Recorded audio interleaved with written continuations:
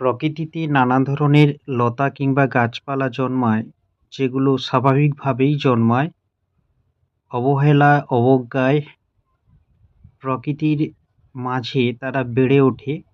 অথচ এই লতা কিংবা গাছপালাগুলো মানুষের নানা উপকারে আসে, অথচ মানুষ সেগুলোর উপর খেয়াল রাখে না বা মনে করে না। তো এই ধরনের একটি লতা হলো জার্মানি লতা কিংবা আসাম লতা। এই লতাগুলো বা এই লতাটি নানা ঔষধি গুণে খুবই ভরপুর এবং একটি ভেষজ উদ্ভিদ হিসেবে খুবই মানুষের উপকারে আসতে পারে।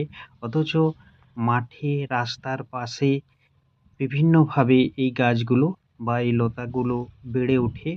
মানুষ তাদের খেয়াল রাখে না বা মানুষ তাদের নজর রাখে না। অনাদরে অবজ্ঞায় বেড়ে ওঠা খুবই সহজেই প্রকৃতির মধ্যে বেড়ে ওঠে এবং অল্প দিনে এই লতাগুলো নানা স্থানে ছড়িয়ে পড়ে।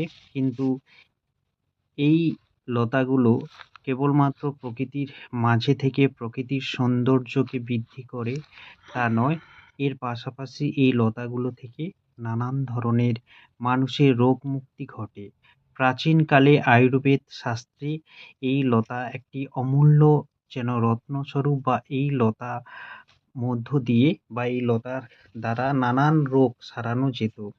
তো সেই হিসেবে আজকে আমরা এই জার্মানি লতা কিংবা আসাম লতা নিয়ে বিস্তারিতভাবে একটি ভিডিও করতে চলেছি।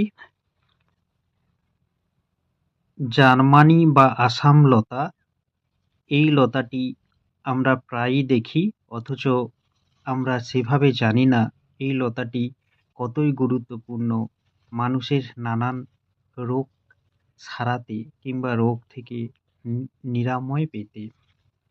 জার্মানি কিংবা আসাম লতার বৈজ্ঞানিক নাম পেডেরিয়া ফটিডিয়া। ভারত সহ বাংলাদেশের এই লতা দেখতে পাওয়া যায়, সেই সঙ্গে দক্ষিণ এশিয়ার নানা দেশে প্রচুর এই লতা দেখতে পাই। তো তোমরাও এই লতাটি আশা করি চেনো বা দেখেছ যারা গ্রামাঞ্চলে থাকো। এটি একটি বহুবর্ষজীবী লতা। এই লতা সবুজ পাতায় ঢাকা থাকে, আমরা সবাই দেখেছি। খুবই সবুজ পাতাগুলো দেখা যায় এবং লতাগুলো নানান স্থানে বিছিয়ে পড়ে। ছোট ছোট সাদা কিংবা হালকা সাদা রঙের ফুল দেখা যায়। এই লতার